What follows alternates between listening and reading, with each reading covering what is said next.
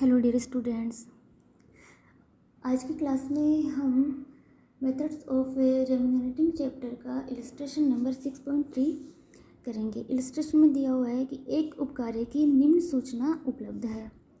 सामान्य समय दर है 2 रुपये प्रति घंटा और प्रमापित इकाइयाँ दी हुई है 36 इकाइयाँ प्रति सप्ताह है और 45 घंटे के एक सप्ताह के दौरान श्रमिकों का वास्तविक उत्पादन दिया हुआ है।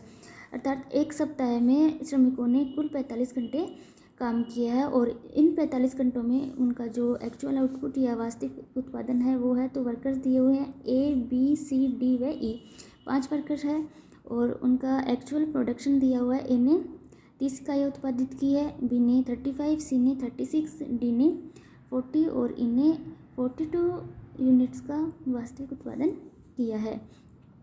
तो इन इन्फॉर्मेशन से हमें श्रमिकों की वास्तविक मजदूरी ज्ञात करनी है। यदि भुगतान कार्यानुसार होता हो या पीस रेट सिस्टम से, सेकंड है टेलर योजना के अनुसार हो टेलर सिस्टम व थर्ड है मेरिक योजना के अनुसार हो मेरिक सिस्टम।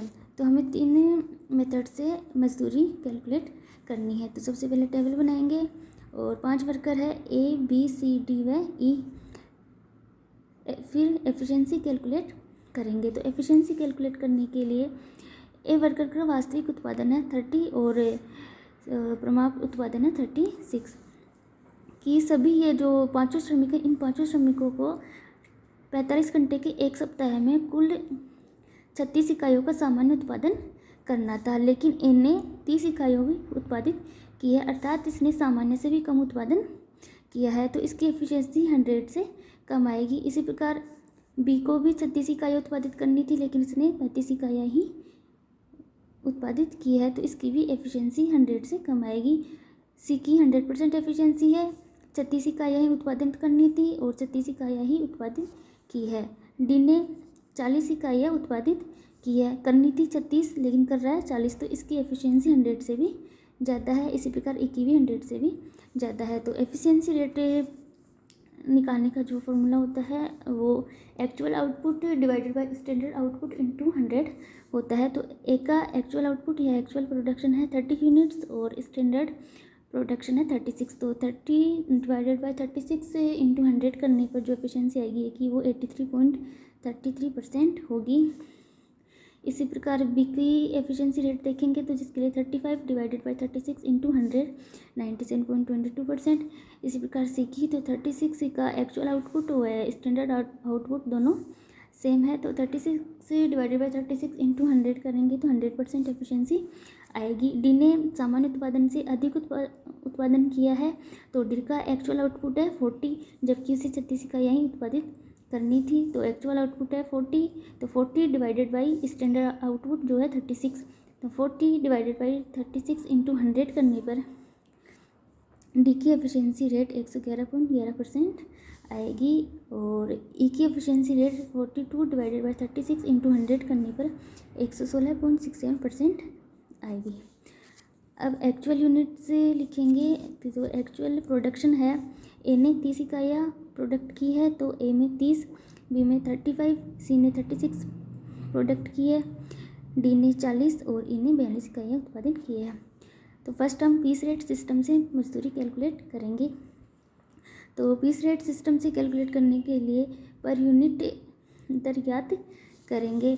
तो हमें क्वेश्चन में समय दर दी हुई है वो है 2 रुपये प्रति घंटा और प्रमापित इकाइयाँ दी हुई है 36 इकाइयाँ प्रति सप्ताह और एक सप्ताह में जो टोटल आवर्स है वो है 45 आवर्स या 45 घंटे। तो 45 घंटे हैं और समय दर है 2 रुपये प्रति घंटा। तो कुल मजदूरी होगी एक सप्ताह की, तो 45 घंटे के सप्ताह के प्रति सप्ताह मजदूरी है 45 इंटू 2 90 रुपीज़ पर वीक, तो 90 रुपये प्रति सप्ताह। और एक सप्ताह में 36 इकाइयाँ उत्पादित कर रहे हैं, तो 36 इकाइयाँ प्रति सप्ताह उत्पादन होने से प्रति इकाई मजदूरी होगी 90 divided by 36 2.5 rupees per unit, 2.5 रुपये पर यूनिट। तो रेट में लिखेंगे 2.5 2.5 2.5। तो ए बी सी डी व ई सभी 5 वर्कर्स के लिए पर पीस रेट है 2.5 रुपये। और अब वेजेज देखेंगे तो ए ने 30 इकाइयाँ उत्पादित की है और पर यूनिट रेट है 2.5 रुपये। तो 30 इंटू 2.5 करने पर 75 रुपये आएगा। इसी प्रकार बी ने 35 यूनिट्स का प्रोडक्शन किया है तो 35 इंटू 2.5 87। इसी प्रकार डी सी का करेंगे 90, डी का करेंगे 100 और ई का यूनिट्स इंटू रेट करने पर 105 रुपये पर वीक वेजेज बनता है। तो पीस रेट सिस्टम से हो गया। अब सेकंड हम टेलर सिस्टम से देखेंगे। तो टेलर सिस्टम में से रेट कैलकुलेट करने की भी दो रहती। सामान्य से कम क्षमता पर कार्य करने पर अर्थात 100% से कम कार्य करने पर सामान्य दर प्रति इकाई का 80% दिया जाएगा और सामान्य क्षमता या सामान्य से अधिक काम करने पर सामान्य दर प्रति इकाई का 120% दिया जाएगा। तो 100% से कम काम करने पर सामान्य दर का 80% दिया जाएगा और 100% या उससे अधिक काम करने पर सामान्य दर का 120% दिया जाएगा। तो सामान्य दर है 2.5 रुपये पर यूनिट। तो ए और बी ने 100% से भी कम काम किया है तो उसे सामान्य दर है 2.5 का 80% होएगा 2 रुपये पर यूनिट। तो उसे 2 रुपये पर यूनिट से पेमेंट किया जाएगा। तो टेलर सिस्टम में ए व बी के लिए जो रेट आएगी वो 2 रुपये और ए ने 30 इकाइयाँ का प्रोडक्शन किया है तो 30 इंटू 2 करने पर इसकी जो वेजेज आएगी वो 60। इसी प्रकार बी की वेजेज होगी 70। सी ने 100% काम किया है और सामान्य क्षमता पर काम करने पर सामान्य प्रति इकाई का 120% दिया जाता है। तो 2.5 का 120% निकालेंगे तो 3 रुपये पर यूनिट होता है। और सी ने 36 इकाइयाँ उत्पादित की है तो 36 इंटू 3 करने पर 108 रुपये मजदूरी सी को दी जाएगी। और डी ने और ई ने 111.11% और 116.67% एफिशिएंसी रेट से काम किया है अर्थात इन्होंने सामान्य से अधिक उत्पादन किया है तो उसने भी सामान्य दर प्रति इकाई का 120% दिया जाएगा। तो सामान्य दर है 2.5 रुपये, 2.5 का 120% होता है 3। तो सी, डी व ई ने सामान्य से अधिक उत्पादन किया है तो उन्हें 3 रुपये प्रति इकाई की दर से भुगतान किया जाएगा। तो 36 इंटू 3 करने पर 108 रुपये और 40 इंटू 3 120 रुपये व 42 इंटू 3 करने पर 126 रुपये पर वीक से मजदूरी का भुगतान किया जाएगा। अब थर्ड है मेरिट सिस्टम में मजदूरी देखेंगे। तो मेरिट सिस्टम से मजदूरी देखने के लिए 3 कैटेगरी बनाई जाती है। फर्स्ट है कार्य क्षमता 83.33% तक हो तो सामान्य दर प्रति इकाई से भुगतान किया जाता है। सेकंड है कार्य क्षमता 83.34 से 100% तक हो तो सामान्य दर का 110% से भुगतान किया जाता है। और कार्य क्षमता 100% से अधिक हो तो सामान्य दर का 120% से भुगतान किया जाता है।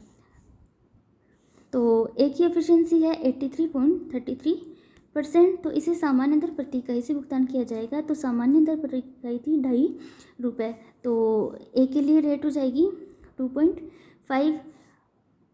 अब बी ने 97.22% एफिशिएंसी रेट से काम किया है और तो सेकंड कैटेगरी में आएगा। कैटेगरी कार्य क्षमता 83.34% से 100% तक हो तो सामान्य दर का 110% से भुगतान किया जाएगा। सामान्य दर है 2.5 रुपये और 2.5 रुपये का 110% निकालेंगे तो 2.75 रुपये आते हैं।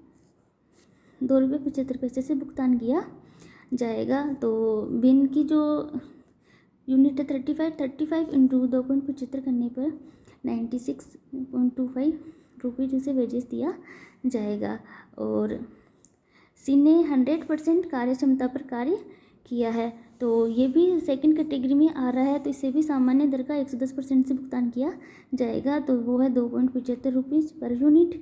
तो 36 इंटू 2.75 करने पर 99 रुपये उसको भुगतान किया जाएगा। अब है डी ने 111.11% एफिशिएंसी रेट है जो 100% से अधिक है तो डी की कार्य क्षमता 100% से अधिक होने पर इसे सामान्य दर का 120% से भुगतान किया जाएगा। तो सामान्य दर 2.5 रुपये थी, 2.5 का 120% 3 रुपये होता है तो डी को 3 रुपये पर यूनिट से भुगतान किया जाएगा। तो इसे इस प्रकार 40 इंटू 3 120 रुपये पर वीक भुगतान किया जाएगा। और ई की एफिशिएंसी भी 100% से अधिक है तो इसे भी सामान्य दर का 120% भुगतान किया जाएगा। तो 2.5 का 120% 3 रुपये और इन्हें जो यूनिट प्रोडक्ट की है वो है 42 यूनिट पर वीक। तो 42 इंटू 3 करने पर 126 रुपये पर वीक का इको भुगतान किया जाएगा।